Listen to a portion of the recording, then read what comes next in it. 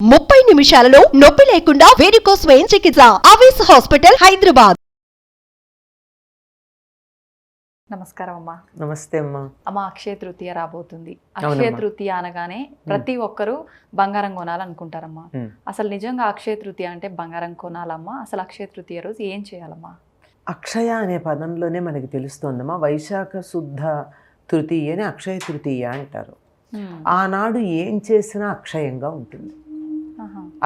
క్షయము అంటే నశించటం, అక్షయము అంటే నాశము లేనిది. అక్షయంగా లభిస్తుంది ఏదైనా. మనము తక్కువ పెట్టుబడితో ఎక్కువ పొందడం అన్నది ఆ రోజు మొదలు పెడితే సంవత్సరం అంతా మన ఇంత పెట్టుబడికి అంత ఫలితం ఉంటుంది. అక్షయ తృతీయ నాడు దానికి సంబంధించింది చెయ్యాలి.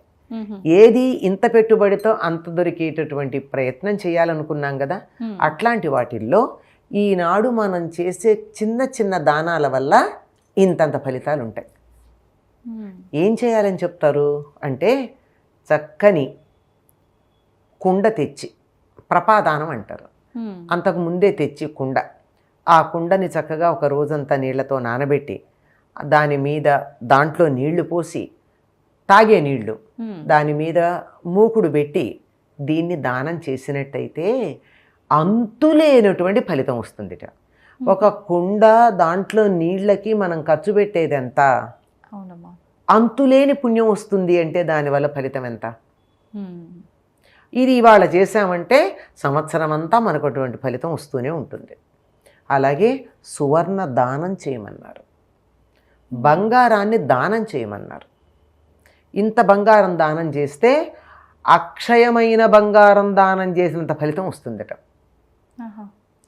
తీపి పదార్థాలు దానం చేయమన్నారు, లడ్డూలు మొదలైనటువంటివి.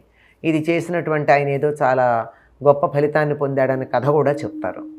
అలాగే నూలు వస్త్రాలు దానం చేయమన్నారు.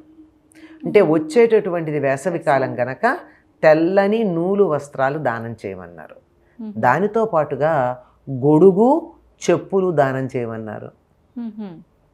వచ్చేది వేసవికాలం కదా, ఆ గొడుగుతో ఎండ నుంచి రక్షణ కల్పించుకోవడం జరుగుతుంది, చెప్పుల వల్ల పాదాలు రక్షించబడడం జరుగుతుంది.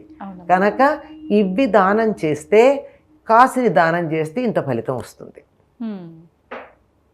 ఇది అక్షయ తృతీయ నాడు చేయాల్సింది. మీరన్నట్టు బంగారం అన్నారు, బంగారం కొన్నాం. బంగారం కొంటే ఏం జరిగింది, మీరు ఏదో ప్రస్తుతం ఎంత 50,000 60,000 ఉంది 10 గ్రాముల బంగారం.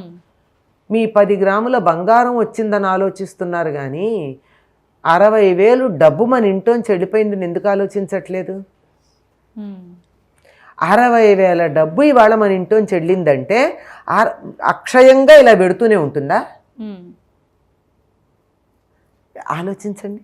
అవునమ్మా. ఇక్కడ సువర్ణ దానం చేయమన్నారు. అంటే దానం చేస్తే నా కోసం కొనుక్కోలేదు కదా, నా కోసం తీసుకోలేదు కదా.